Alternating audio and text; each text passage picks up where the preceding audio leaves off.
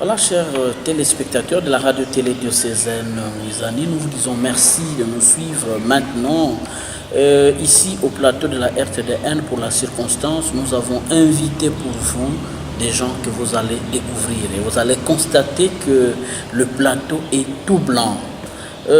Qui sont ces gens qui sont venus? Vous allez les découvrir. Et je crois que ceux qui ont suivi les informations à la radio-télé diocésaine Wisani cette semaine, ils se rappelleront qu'un groupe de jeunes s'est retrouvé à l'évêché pour des enseignements avec Monseigneur l'évêque, mais surtout pour partager la vie avec ceux qui vivent ici à l'évêché.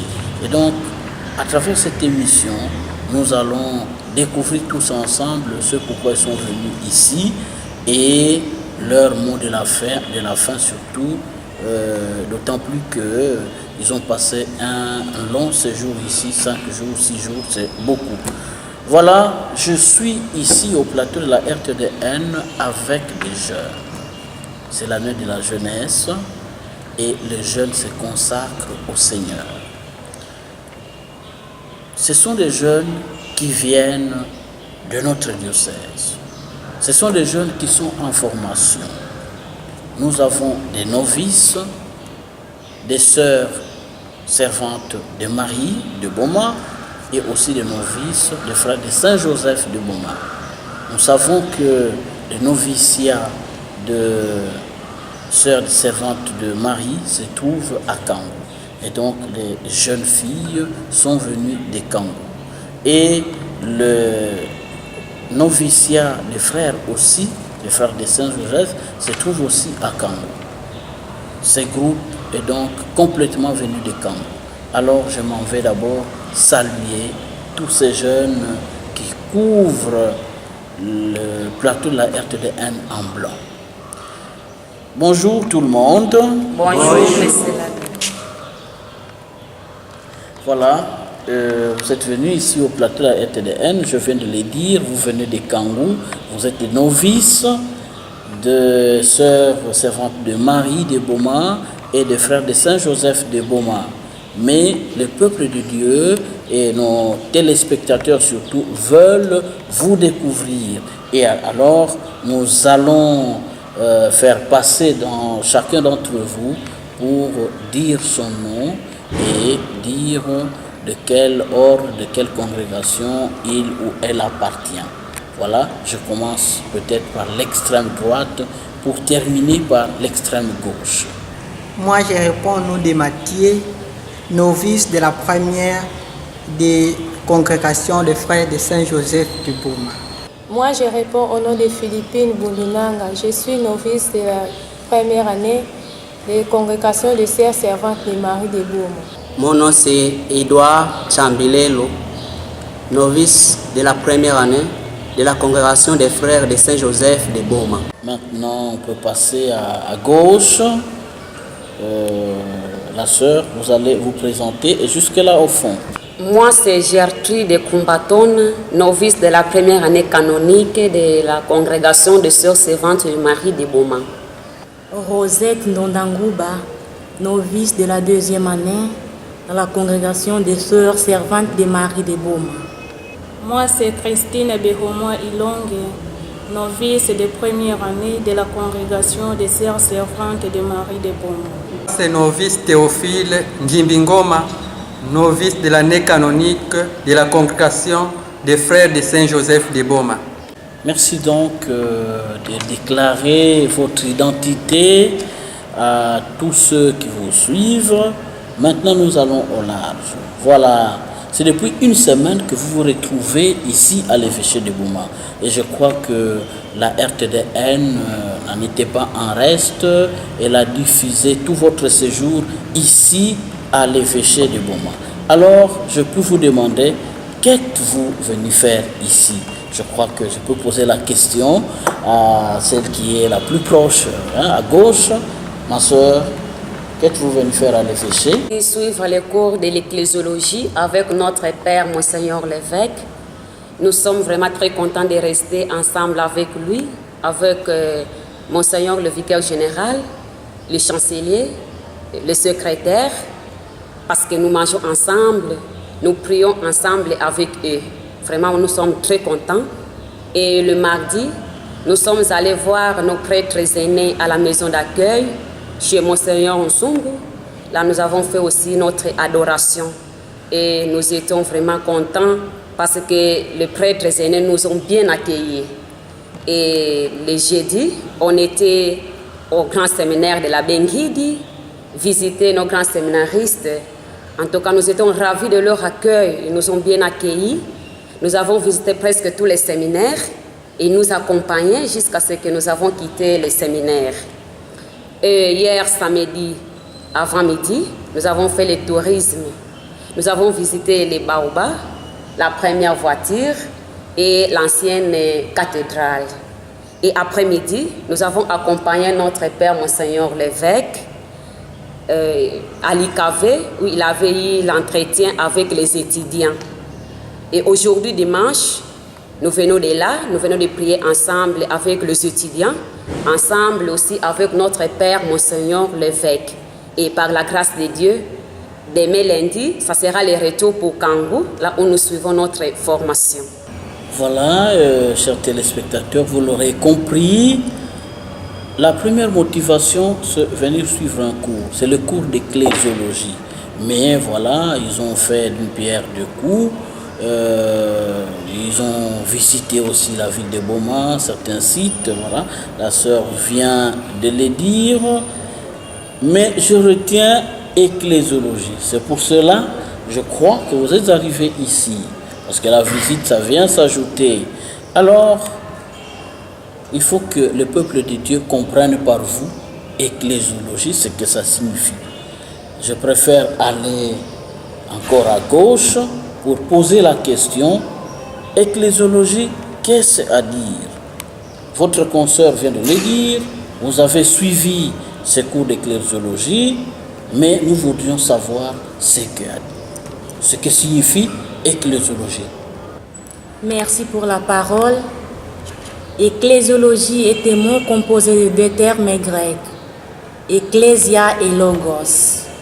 Ecclésia veut dire église et logos, parole, discours, étude, réflexion ou science. D'où l'ecclésiologie est un discours sur l'église. Ces cours nous permettent de connaître ce qu'est l'église pour mieux la comprendre, mieux la vivre et mieux la transmettre aux autres par le partage. Merci. Un résumé succinct. C'est très bref, mais je crois qu'elle a tout dit pour mieux comprendre l'ecclésiologie. Elle a parlé de deux termes qui composent l'ecclésiologie, et à savoir ecclésia et logos, deux termes grecs. Voilà, ecclésiologie, nous venons de comprendre. Maintenant, je ne sais pas si dans ce cours, on peut retrouver des parties. Bon, c'est peut-être oser de vous poser cette question. Y a-t-il combien de parties dans ce cours d'ecclésiologie? Je crois que je vais toujours à l'extrême gauche pour poser la question à l'avant-dernière, à ma gauche. Elle va nous répondre sur les parties de l'ecclésiologie, s'il y en a. Merci pour la parole. Notre cours de l'ecclésiologie a été réparti à 5 grandes parties qui sont les fondements de l'Église, l'essence de l'Église, la fidélité de l'Église, le dynamisme de l'Église et l'organisation de l'Église. 5 parties, mais 5 parties c'est quand même beaucoup. On pourrait avoir des difficultés à retenir l'essentiel de ces 5 parties. Voilà pourquoi je crois qu'il nous faut quand même résumer un peu. Un petit résumé de ce cours l'ecclésiologie, et je crois que nous allons à l'extrême gauche où il y a le frère à qui nous demandons de faire un petit résumé de ce qu'est l'Église. L'Église c'est quoi? Voilà. Merci pour la parole. D'abord, l'Église, c'est le peuple de Dieu. L'Église, c'est les personnes convoquées par Dieu. L'Église, c'est un lieu où ces personnes convoquées par Dieu se rassemblent. Église, peuple de Dieu, convoqué par Dieu lui-même. Et lorsqu'on est convoqué, on est rassemblé. C'est le rassemblement.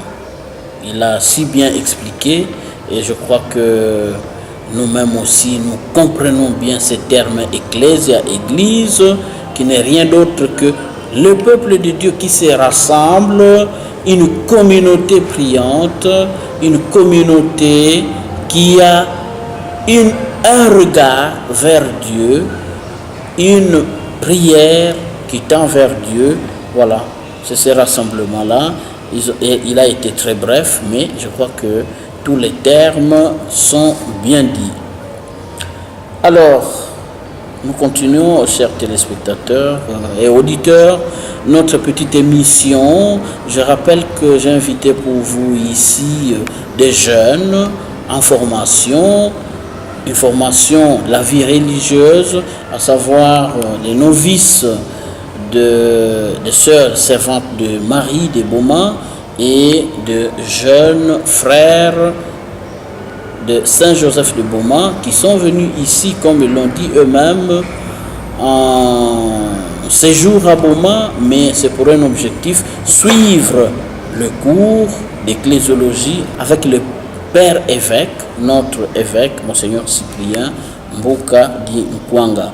Alors, une autre question, maintenant je m'adresse à ceux qui sont à droite. L'Église comporte quelques regroupements ecclésiastiques. Pourrions-nous en savoir quelque chose un peu? Nous savons qu'il y a beaucoup de regroupements. Vous-même d'ailleurs, il y en a qui sont de Saint-Joseph, il y en a d'autres servantes de Marie, il y en a qui sont des congrégations, il y en a beaucoup. Même chez nous ici au diocèse. Je ne sais pas, tous ces regroupements, si vous pouvez en dire quelque chose. Voilà. Merci beaucoup, Monsieur l'abbé, pour la parole. L'Église a trois principaux regroupements. Nous avons d'abord au niveau continental, au niveau régional et au niveau national. Au niveau continental, nous avons ce qu'on appelle par SEAM. SEAM qui veut dire Symposium des conférences épiscopales de l'Afrique et de Madagascar. À l'intérieur des SEAM, il y a 9 principaux regroupements régionaux, dont un regroupement qui nous concerne, qui est le nôtre, ce que nous appelons ASEAC, qui veut dire Association des conférences épiscopales d'Afrique centrale. À l'intérieur des ASEAC, nous avons 3 pays, dont je cite la RDC, le Rwanda et le Burundi. Les deuxièmes regroupements, ce sont les regroupements régionaux. Et le troisième regroupement, c'est au niveau national. Au niveau national, ce regroupement s'appelle CENCO, qui veut dire Conférence épiscopale nationale du Congo. À l'intérieur de la CENCO, nous avons des provinces ecclésiastiques ou archidiocèses, dont je cite Kinshasa, Lubumbashi, Mbandaka, Bukavu, Kananga, Kisangani. Alors, à chaque province ecclésiastique, il y a toujours quelqu'un qui est à la tête Celui-là, nous l'appelons par archevêque. La province ecclésiastique de Kinshasa a 9 diocèses, dont je cite Boma, Matadi, Kinshasa, Kikwit, Inongo, Idiofa, Kenge, Popokabaka et Kisanto. D'où nous avons 6 archevêchés ou 6 provinces ecclésiastiques. Je vous remercie. Voilà, je viens de nous parler de quelques regroupements ecclésiastiques dans l'Église, au niveau de l'Afrique, au niveau national. Et je crois que vous l'avez si bien compris. Et je crois que les jours à venir, ça sera des sujets pour que tout le monde comprenne mieux ce dont il s'agit, de quoi s'agit-il dans ces regroupements. Alors, nous allons un peu plus loin. Certainement que vous avez parlé du sacerdoce. Alors, le sacerdoce, finalement, c'est quoi? De quoi s'agit-il? Dans l'Église, on parle du sacerdoce. Qu'est-ce que vous en savez? Parce que vous venez de suivre le cours d'ecclésiologie. Je crois que c'est la sœur qui va prendre la responsabilité de nous dire quelque chose sur les sacerdoces dans l'Église. Merci pour la parole. Dans les sacerdoces, d'abord, les sacerdoces signifie c'est sanctifier et sanctifier. Dans les sacerdoces, nous avons deux aspects. Il y a les sacerdoces royales ou communs et les sacerdoces ministériels. Dans les sacerdoces royales ou communs, c'est là où nous avons la présence de tout baptisé. Tandis que dans les sacerdoces ministériels, c'est là où nous voyons les évêques et les prêtres. Merci. Voilà, le sacerdoce, c'est sanctifier et sanctifier. Elle vient de dire que le sacerdoce peut être commun, mais aussi le sacerdoce est réservé à certaines personnes. Il est commun parce que tout baptisé doit se sanctifier ou sinon peut aussi sanctifier. Et nous sommes le peuple de Dieu, un peuple saint, d'autant plus que nous avons reçu le baptême, nous sommes les prêtres. Nous vivons les sacerdoces communs. Mais il y a les sacerdoces ministériels, je crois que c'est ça qu'elle a voulu dire, le sacerdoce ministériel qui est réservé à ceux qui ont été ordonnés, à ceux qui ont reçu les sacrements de l'ordre. Merci ma sœur. Alors nous allons au dernier, juste au fond, lui, une petite question, juste une petite question. Dans l'Église, il y a des ministères. Est-ce que vous pouvez dire ce que signifie un ministère? Merci beaucoup pour la parole. Ministère, d'abord la signification, c'est le service au rang des saints de l'Église. Mais au niveau universel, nous avons deux types de ministères. Premièrement, les ordonnés et les institués. Pour les ordonnés, c'est là que nous avons trouvé les évêques, les prêtres ainsi que les diacres. Mais pour les ministères institués, c'est là que nous verrons les acolytes et le lecteur. Mais au niveau local, nous avons aussi plusieurs ministères. Ce que je peux prendre un peu d'exemple, les majorettes, les protocoles, ainsi de suite. Merci. Nous avons fait la ronde et tout le monde a dit quelque chose par rapport à ces cours d'ecclésiologie qu'ils ont suivis. Je rappelle à nos téléspectateurs que ce sont des jeunes en formation religieuse. Et il y en a qui sont de la congrégation des sœurs servantes de Marie de Boma et les jeunes frères qui sont ici sont de la congrégation de Saint-Joseph de Boma. Voilà, c'est juste pour nous dire quelque chose sur les cours qui viennent de suivre ici à l'évêché de Boma, un cours donné par Monseigneur Cyprien Mbouka, évêque de Boma. Et le tout dernier nous a parlé du ministère. Dans les ministères, il a bien défini les choses. Ministère égale service dans l'Église, mais il y a les ministères ordonnés, mais et aussi les ministères institués. Les ministères ordonnés, c'est réservé aux diacres, prêtres, évêques, tout ça, ceux qui ont été ordonnés, qui ont reçu les sacrements de l'ordre. C'est tout ce que nous avons retenu des ministères dans l'Église. Et alors, nous allons à la fin de notre émission, mais ne peut pas partir sans nous dire un mot. Alors, je vais vers la gauche. Maintenant, honneur aux jeunes dames qui vont nous dire un mot de la fin. Je commence par celle qui est juste à côté de moi. Voilà, un mot de la fin. Merci beaucoup, M. l'abbé. Comme dernièrement, dans le cours de l'ecclésiologie, nous avons appris que l'Église est une communion des membres des familles de Dieu. Alors, pour bien exprimer ça, les diocèses utilisent l'image de Makukumata ou Matele Menanchong. Nous avons les clercs, les consacrés et les laïcs. C'est pourquoi Kadidi Kuku di Bikawakam. Merci. Kadidi Kuku di Bikawakam. Ça signifie que chacun est important et chacun doit faire quelque chose dans l'Église, que l'on soit prêtre, que l'on soit laïque, que l'on soit religieux ou religieuse, il faut prendre sa part dans l'Église et travailler pour la promotion de l'Église. Merci ma soeur. Et voilà un dernier mot pour une dernière.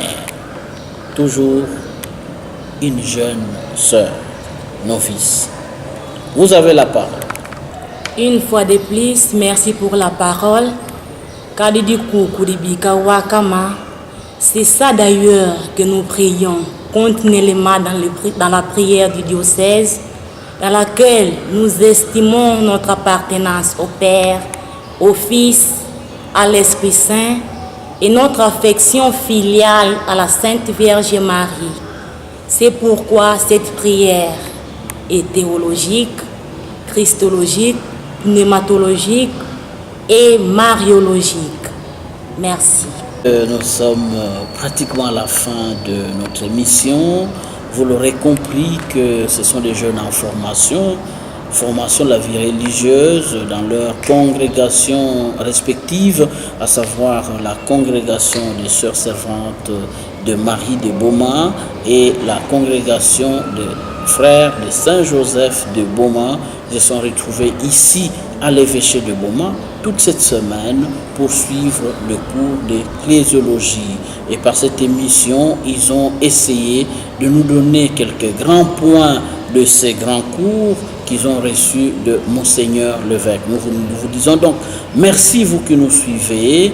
Et voilà, l'Église, c'est entre les mains des jeunes. L'Église ne sera Église et ne continuera que si les jeunes mettent leurs mains et acceptent de porter ces projets de l'Église. Voilà pourquoi nous disons merci à tous ceux pendant cette année qui se sacrifient pour accompagner nos jeunes, car comme nous le disons, la jeunesse, c'est l'oxygène de l'Église, mais c'est l'oxygène aussi de notre pays, d'où notre thème pastoral avec les jeunes.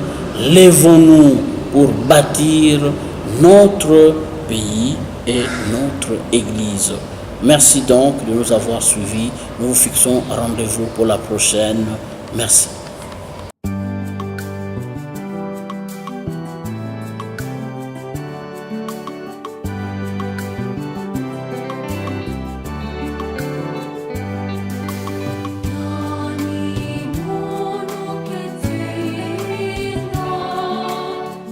Thank you.